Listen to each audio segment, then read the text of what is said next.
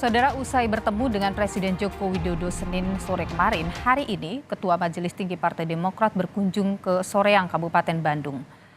Selasa siang, SBY bertemu dengan para pengurus Partai Demokrat Jawa Barat sambil makan siang bersama. Meski demikian, Presiden Indonesia ke-6 ini enggan mengungkap isi pertemuannya dengan Joko Widodo di Istana Kepresidenan Bogor kemarin. Saat ditanyai wartawan, apakah pertemuan itu membahas dinamika Pilpres 2024 dan isu reshuffle kabinet, SBY memilih diam dan berlalu. Sudah ya. Ayo. Terima kasih. Senin sore kemarin, saudara, rombongan kendaraan yang diduga membawa SBY untuk bertemu Jokowi tiba di Istana Bogor sekitar pukul 5 sore. Iring-iringan kendaraan SBY sempat melewati wartawan di akses Istana Bogor depan Balai Kota sebelum masuk melalui pos 4 Museum Kepresidenan Balai Kirti. Pertemuan yang tertutup dari media ini berlangsung sekitar 1 jam. Entah kebetulan atau tidak, pertemuan ini terjadi di tengah dinamika penentuan bakal cawapres untuk Ganjar Pranowo juga Prabowo Subianto yang belum juga diumumkan.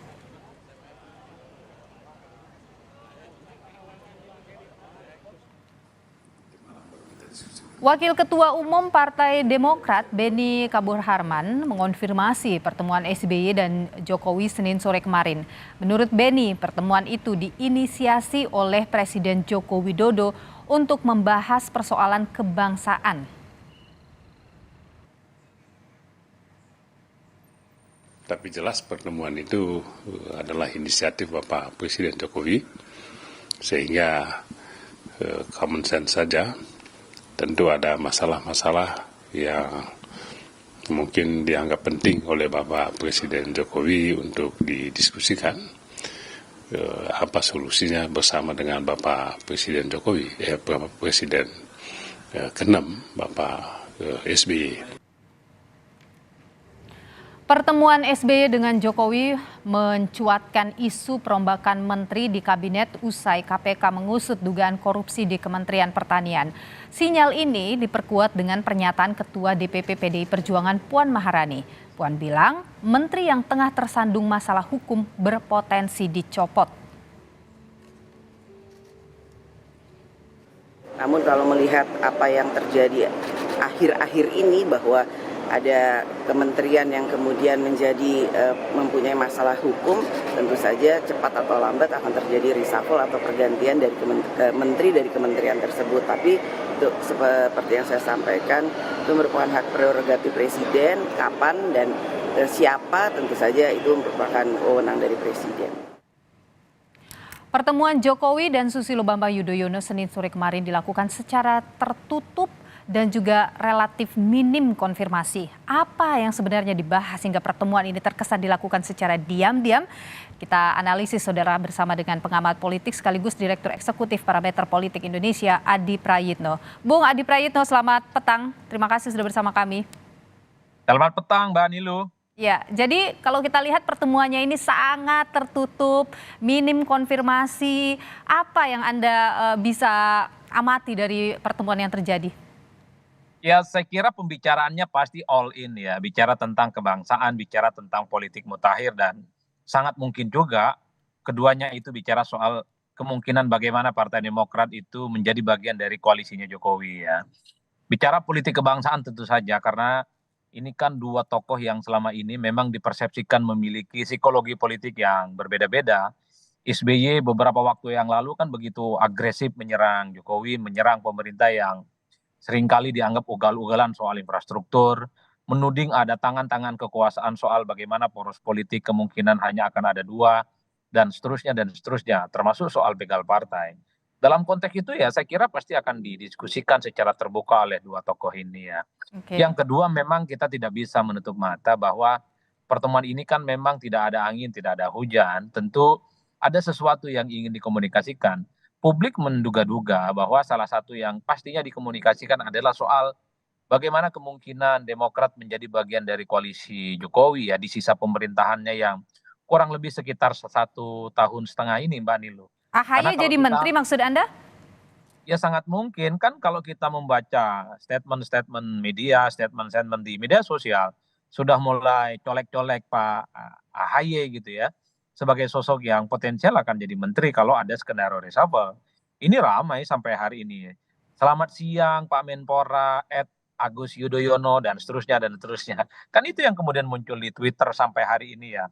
Oleh karena itu di tengah isu reshuffle yang cukup berhembus, bukan tidak mungkin AHY itu juga menjadi bagian dari kubunya Jokowi. Dan Partai Demokrat sejak lama sebenarnya Oke, dikait-kaitkan menjadi bagian dari koalisinya Jokowi. Setiap ada isu reshuffle, di situ selalu muncul Demokrat soal potensi dan ya oke. potensial lah untuk menjadi bagian dari Jokowi. Tapi Tapi sangat mungkin juga mm, yang ketiga bicara tentang politik elektoral lah.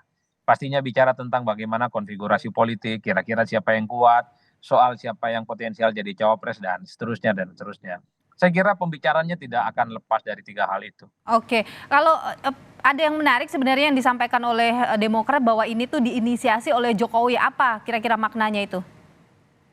Ya, ini menegaskan bahwa Pak Jokowi ingin berkomunikasi dengan semua pihak, semua tokoh yang selama ini memang dianggap berseberangan dengan saya. Sekalipun tentu ada feedback, ada insight yang kemudian ingin didapatkan oleh Pak Jokowi. Sekaligus misalnya memberikan positioning dan klarifikasi dari pihak pemerintah dari tuduhan-tuduhan yang seringkali dialamatkan oleh Partai Demokrat. Kalau kita mau melihat rekam jejak Partai Demokrat hampir 10 tahun lamanya menuding pemerintahan Jokowi ini agak sedikit miring gitu ya, banyak tenaga apa namanya dianggap terlampau memanjakan investor, kemudian mengabaikan penduduk lokal dan semacamnya.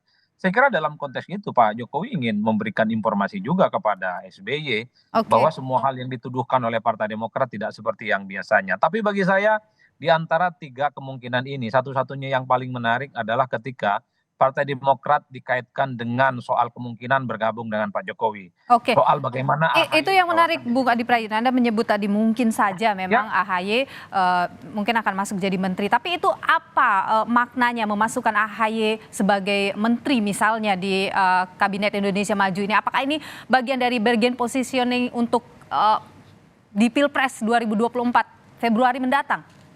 Ya, karena begini Mbak Nilu, banyak teman-teman media sejak kemarin tadi malam selalu bicaranya memberikan bocoran soal kemungkinan Demokrat akan menjadi bagian dari koalisinya Jokowi, misalnya menawarkan AHY sebagai salah satu menteri kalau kemudian ada reshuffle di kemudian hari.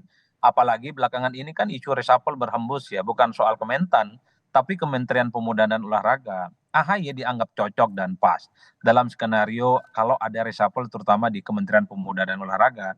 Kan ini yang menjadi pembicaraan publik yang sering ditanyakan kepada saya oleh teman-teman. Mm. Oleh karena itu, ya urgensinya adalah Pak Jokowi ingin tunjukkan kepada publik bahwa semua orang yang selama ini berseberangan itu bisa ditaklukkan dalam tanda kutip, yaitu menjadi bagian dari koalisinya Jokowi. Oke, Prabowo sudah ditaklukkan dengan menjadi Menhan. Ini kalau Demokrat tertarik dan betul ada tawaran itu, ini sebagai bentuk penaklukan politik bahwa Demokrat apa yang selama keuntungannya ini bagi nyalak, Pak Jokowi? ya Pak Jokowi sederhana adalah Oke. sebagai sosok presiden yang mampu menjinakkan lawan-lawan politiknya, di mana lawan politiknya itu bisa jadi pembantunya. Itu yang paling mungkin bisa ditunjukkan oleh Jokowi kepada publik kalau Oke. betul AHY itu bergabung dan jadi menteri. Tapi di luar itu pasti narasinya adalah narasi persatuan, narasi ini tentang Oke. kebangsaan, Bhinneka Tunggal Ika dan seterusnya. Tapi secara prinsip kalau Demokrat tertarik bergabung menjadi bagian dari koalisi Jokowi, ya saya kira ini menunjukkan bahwa Pak Jokowi itu cukup powerful. Baik, Semua kelompok-kelompok politik yang berseberangan itu bisa ditaklukkan, bisa dijinakkan dan menjadi bagian dari pembantunya. baik. Adi Prayitno, Direktur Eksekutif Parameter Politik Indonesia. Terima kasih atas pandangan Anda di Kompas Petang. Sehat selalu, Bung Adi. Terima kasih Mbak Nilu.